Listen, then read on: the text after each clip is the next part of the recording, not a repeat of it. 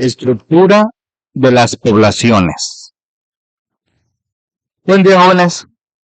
¿Alguna vez se han fijado que cuando van al parque o al mercado, las personas no se distribuyen de manera uniforme? Algunos se agrupan bajo los árboles, otros buscan lugares solitarios y algunos simplemente se sientan donde sea. Pues déjenme decirles algo fascinante. Eso mismo ocurre en la naturaleza con todos los seres vivos y no es casualidad. El tema que vamos a ver hoy se llama estructura de las poblaciones. Este concepto es fundamental para entender cómo se organizan los seres vivos en cualquier ecosistema. Y aquí viene un dato curioso. Conociendo estos principios, los científicos pueden predecir si una especie está en peligro de extinción, si un bosque está sano o si una plaga de insectos va a crecer. Increíble, ¿verdad? Bien, jóvenes, vamos a dar inicio por lo básico. Cuando los biólogos estudian una población, necesitan conocer ciertos aspectos clave. Imaginen que ustedes son exploradores científicos que acaban de llegar a una selva. ¿Qué es lo que ustedes querrían saber sobre los animales o sobre las plantas que ahí viven? ¿Cuántos hay? ¿Dónde están? ¿Cómo se distribuyen? Hay 5 factores principales que determinan la estructura de una población. Vamos a revisarlos uno por uno con calma y claridad. El primer es el tamaño, también conocido como magnitud de la población. Esto es lo más sencillo de entender. Simplemente es el número total de individuos que componen esta población. Por ejemplo, podemos decir que hay 500 cocodrilos en un río, 300 peces en un lago, 700 árboles en un bosque, o 1000 insectos en una pradera. Ese número total es el tamaño de la población. ¿Por qué es importante conocer este dato?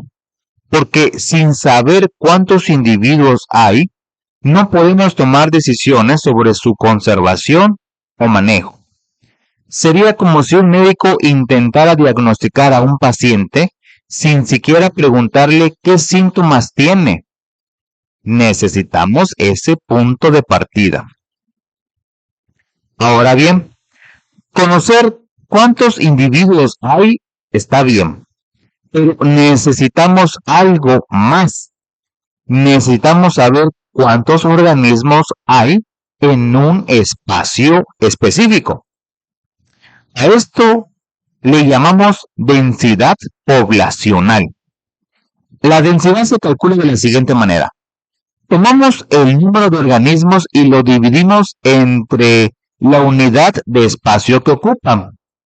Ese espacio puede ser de superficie, como metros cuadrados, o de volumen, como metros cúbicos.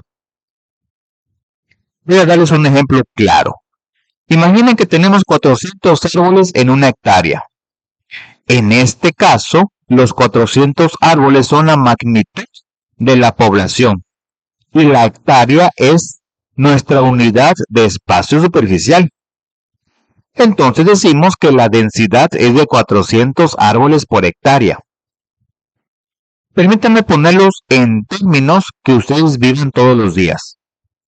No es lo mismo que en este salón estemos 20 estudiantes en un espacio de 40 metros cuadrados, donde todos tienen lugar para moverse cómodamente, a que esos mismos estudiantes estén apretados en apenas 10 metros cuadrados. La cantidad de personas es la misma, pero la densidad es muy diferente. ¿Se dan cuenta de la diferencia? La densidad poblacional nos da una idea muy clara del tamaño de la población y su relación con el espacio que ocupa es un dato fundamental. Llegamos ahora a uno de los aspectos más interesantes y visibles de las poblaciones. Se trata del patrón de distribución, que es la forma en que los individuos de una población se disponen espacialmente en el área donde viven. Y aquí viene algo sorprendente. Los seres vivos no se distribuyen de cualquier manera. Existen 3 patrones principales de distribución y cada uno tiene sus razones de ser. Vamos a verlos con detalle. El primer patrón es la distribución agregada o agrupada. Este es, atención a este dato, jóvenes, el patrón más común en la naturaleza. ¿Qué significa esto? Que los individuos se encuentran agrupados en distintas zonas del área, reduciendo al mínimo la distancia entre los individuos vecinos.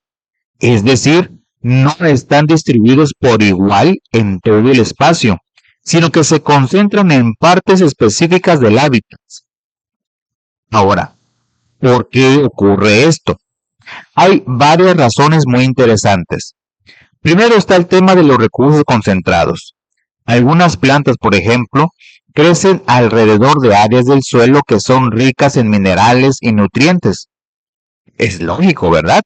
Si hay una zona con más alimento, ahí se van a concentrar.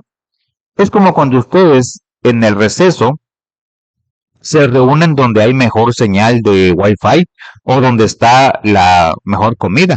No es casualidad, están buscando un recurso. Segundo, está la dispersión limitada de las semillas. Hay plantas como los robles que dejan caer sus semillas directamente al suelo, muy cerca de la planta madre. Entonces, las plantas hijas crecen todas juntas, agrupadas alrededor del árbol original. Y tercero, y esto es fascinante, está el comportamiento social de los animales. Muchos animales se agrupan por razones de supervivencia y cooperación. Por ejemplo, las manadas de lobos cazan juntos porque es más efectivo. Los elefantes se agrupan en manadas porque necesitan seguridad y refugio, especialmente para proteger a las crías. Algunas aves se reúnen cerca de sus campos de apareamiento. ¿Y cuáles son las ventajas de vivir agrupados? Básicamente 3. Primero, facilita el encuentro entre individuos para el cortejo y el apareamiento. Si están todos juntos, es más fácil encontrar pareja. Segundo, sirve como una táctica para protegerse de los depredadores. Hay más ojos vigilando, más individuos que pueden alertar del peligro. Y tercero, en muchos casos permite la colaboración para conseguir alimento, como en el caso de los lobos que mencioné hace un momento. El segundo patrón es la distribución aleatoria o al azar. Aquí los individuos de una población se distribuyen sin seguir ningún patrón específico. La presencia de un individuo no está vinculada con la presencia de otros.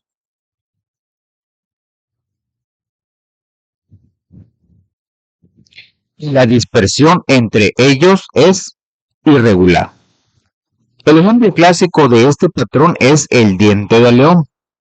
¿Han visto esas flores amarillas que cuando se secan se convierten en una especie de pompón blanco? Que todos hemos soplado en alguna ocasión. Pues bien, esas semillas que vuelan con el viento caen donde quiera que el aire pues las lleve y germinan en cualquier lugar donde encuentran condiciones favorables. Piénselo como si lanzaran confeti al aire en una fiesta.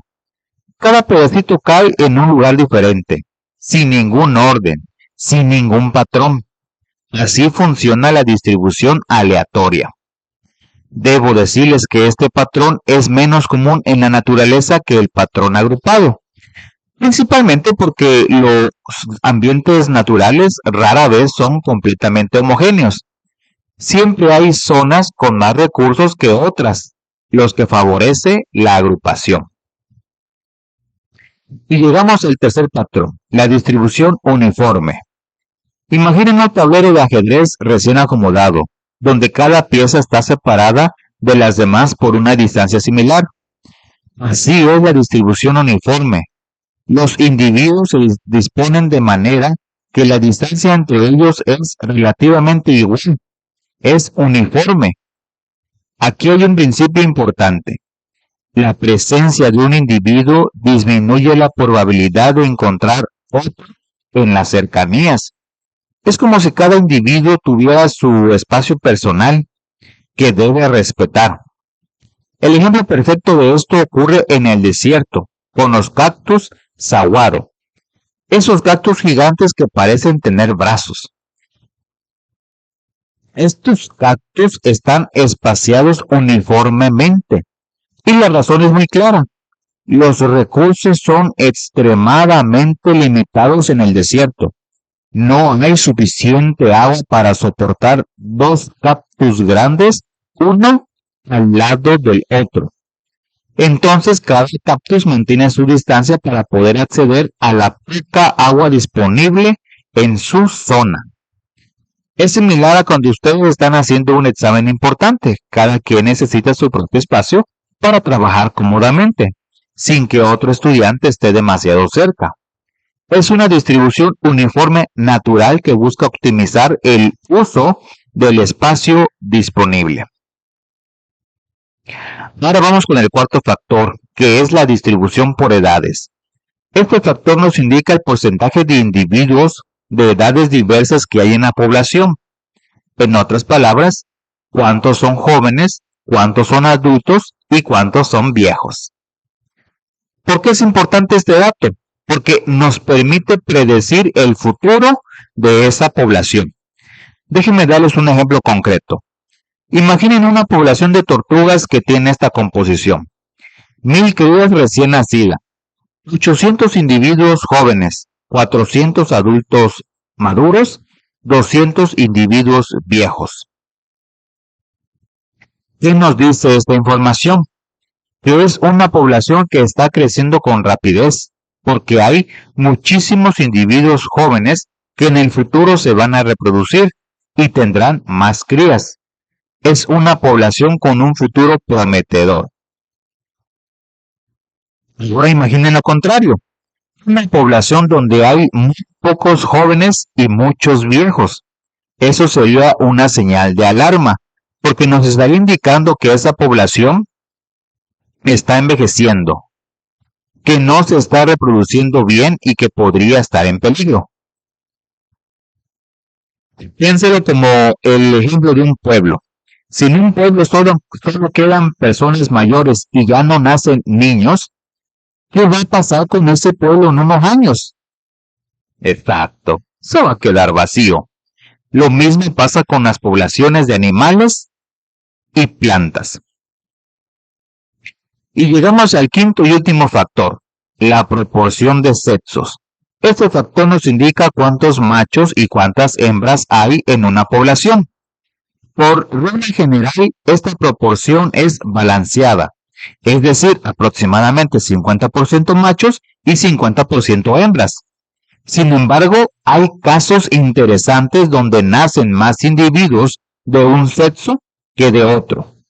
Esta proporción está muy relacionada con varios aspectos de la vida de los organismos, su comportamiento, su fertilidad, su fisiología, su época de apareamiento, entre otros factores. Es un dato importante porque si hay, por ejemplo, muy pocas hembras en una población, la capacidad de reproducción se va a ver limitada y eso puede poner en riesgo el futuro de esa especie. Ahora quiero mostrarles cómo aplicamos todos estos conceptos a las poblaciones humanas. ¿Cómo se lee una pirámide poblacional? Es muy sencillo. En el lado izquierdo se representa la población masculina y en el lado derecho se representa la población femenina. Las barras horizontales representan grupos de edad, generalmente de 5 en 5 años. Por regla general, en una pirámide poblacional, los jóvenes son muy numerosos, más numerosos que los viejos. ¿Por qué? Porque parte de esa población va muriendo con el paso del tiempo.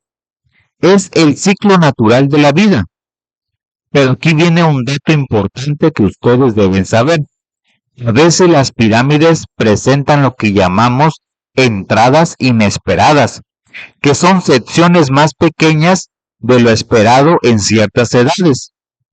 Cuando vemos esto, puede estar indicando que hubo alguna catástrofe natural, guerras, epidemias o eventos que afectaron a esa generación en particular.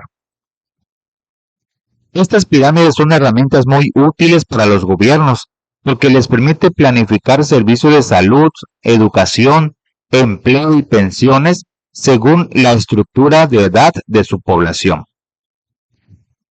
Antes de pasar a la conclusión, quiero dejarles una pregunta para que ustedes reflexionen.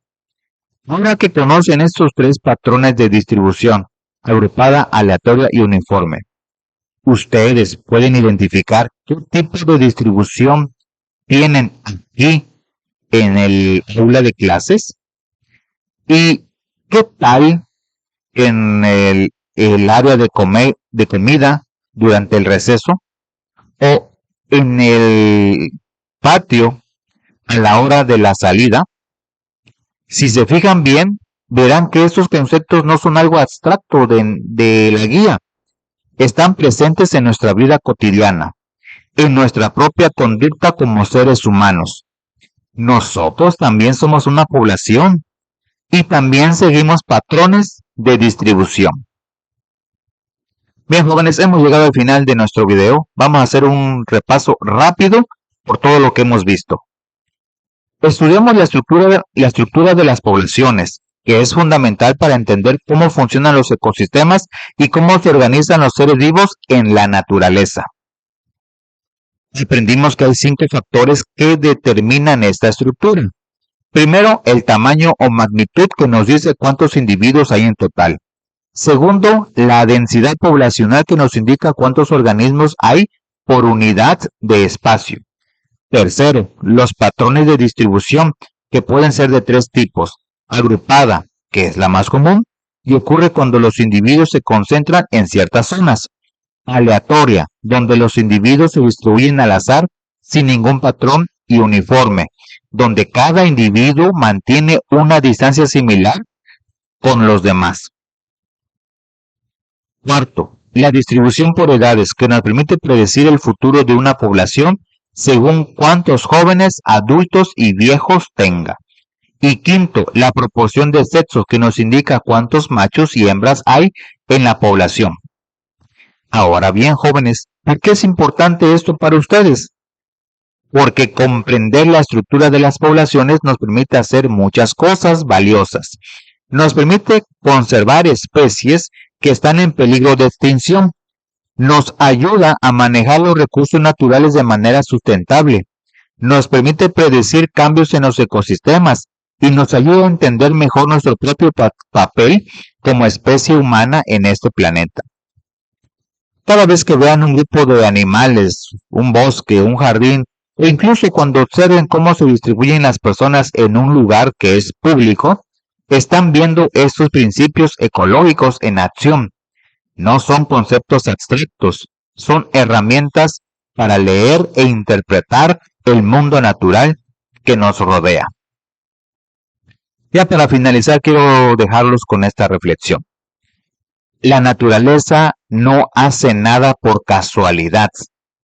Cada patrón, cada distribución, cada comportamiento tiene una razón de ser, una lógica, una explicación. Y todos nosotros, como estudiantes, tenemos el privilegio y la responsabilidad de aprender a leer esas señales, de comprender esos patrones. Muy bien, jóvenes, eso es todo por este video.